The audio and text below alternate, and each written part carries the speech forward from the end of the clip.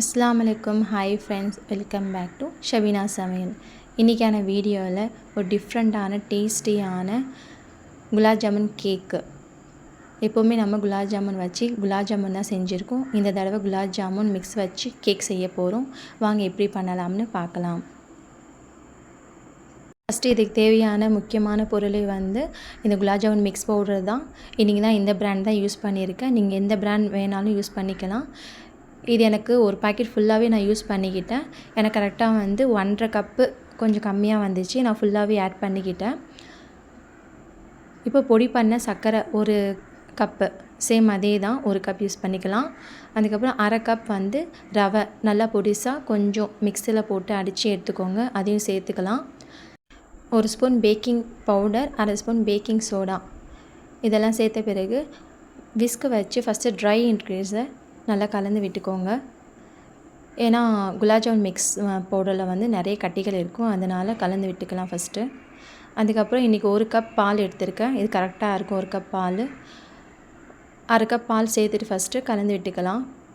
எல்லா மாவும் நல்லா கலந்து கட்டிகள் இல்லாமல் எல்லாமே ஃபஸ்ட்டு கலந்துக்கோங்க.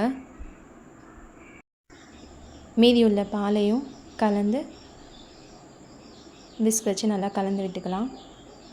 ஏன்னா கட்டிகள் நிறையா இருக்கும். சப்போஸ் உங்களுக்கு இது கம்ஃபர்டபுளாக இல்லைன்னா நீங்கள் ஒரு சல்லடை வச்சு நீங்கள் ஃபஸ்ட்டு குலாப் ஜாமுன் மிக்ஸை சலிச்சுக்கோங்க. அப்போ உங்களுக்கு ஈஸியாக இருக்கும். லாஸ்ட்டாக ஒரு 3 டேபிள் ஸ்பூன்னு நெய் சேர்த்துருக்கேன். சப்போஸ் நெய் வேண்டான்னா நீங்கள் ஸ்கிப் பண்ணிவிட்டு நீங்கள் எண்ணெய் கூட சேர்த்துக்கலாம். அதையும் சேர்த்துட்டோம். நம்ம இப்போ நல்லா விஸ்க் வச்சு மறுபடியும் கலந்து விட்டுக்கலாம். நல்லா ரொம்ப ஈஸியான ப்ராசஸ் தான் இது. இதில் முட்டை சேர்க்கணும், கட் அண்ட் ஃபோல்டை நம்ம கலக்கணும், அந்த மாதிரி எதுவுமே இல்லை. நம்ம ஈஸியாக நம்ம கலந்துக்கலாம். நம்ம பேட்டர் ரெடி ஆகிடுச்சு நல்லா ஸ்மூத்தாக. இது ஒரு 5 நிமிஷத்துக்கு நம்ம ரெஸ்ட் விட்டலாம் இதை. இப்போ நான் 8 இன்ச்சு ரவுண்ட் டின் தான் எடுத்திருக்கேன். இதில் கொஞ்சமாக நெய் சேர்த்துட்டு நல்லா ஸ்ப்ரெட் பண்ணி எடுத்துக்கலாம். வேறு எதுவுமே ஃப்ளார்லாம் சேர்க்கணும், மாவுலாம் சேர்க்கணும் அவசியம் இல்லை. இப்போ நம்ம ரெடி பண்ண பேட்டரை மறுபடியும் ஒரு தடவை மிக்ஸ் பண்ணி விட்டு நம்ம அந்த டின்னில் சேர்த்துக்கலாம். மாவுடைய கன்சிஸ்டன்சி இந்த மாதிரி தான் இருக்கணும். ரொம்ப தண்ணியாகவும் இருக்கக்கூடாது, ரொம்ப கெட்டியாகவும் இருக்கக்கூடாது. சப்போஸ் உங்களுக்கு கெட்டியாக இருந்துச்சுன்னா இன்னும் கொஞ்சம் பால் கூட சேர்த்துக்கலாம். பேட்டர் இந்த மாதிரி ரெடி பண்ணிக்கோங்க.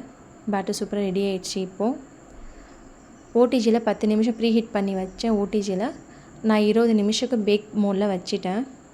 180 டிகிரி செல்சியஸில் வச்சுக்கோங்க. இப்போ நம்ம சிரப்ஸ் ரெடி பண்ணிக்கலாம்.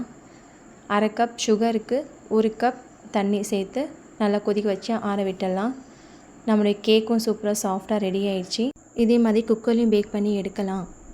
இது நல்லா ஆற விட்டுடுங்க. ஆற விட்ட பிறகு இந்த மாதிரி எடுத்திங்கன்னா ஈஸியாக வந்துடும், ரிமூவ் ஆகிடும். டின்னில் ஒட்டவே ஒட்டாது. நல்லா சூப்பர் சாஃப்டான கேக் ஸ்பாஞ்ச் ரெடி ஆகிடுச்சு. இதை நீங்கள் க்ரீம் தடவணும் எதுவுமே அவசியமே இல்லை. அப்படி சிம்பிளாகவே சாப்பிட்லாம்.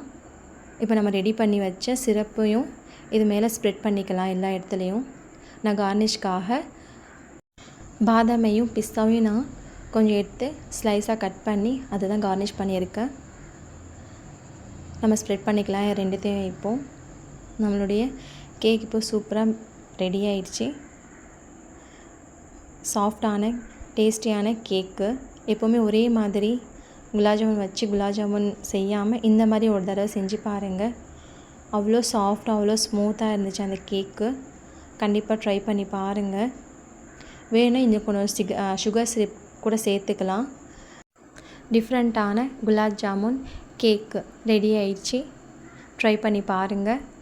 என்னுடைய வீடியோ பிடிச்சிருந்தா மறக்காமல் சப்ஸ்கிரைப் பண்ணுங்கள், சப்போர்ட் பண்ணுங்கள், லைக் பண்ணுங்கள், ஷேர் பண்ணுங்கள், கமெண்ட் பண்ணுங்கள். வீடியோ பார்த்ததுக்கு தேங்க்யூ.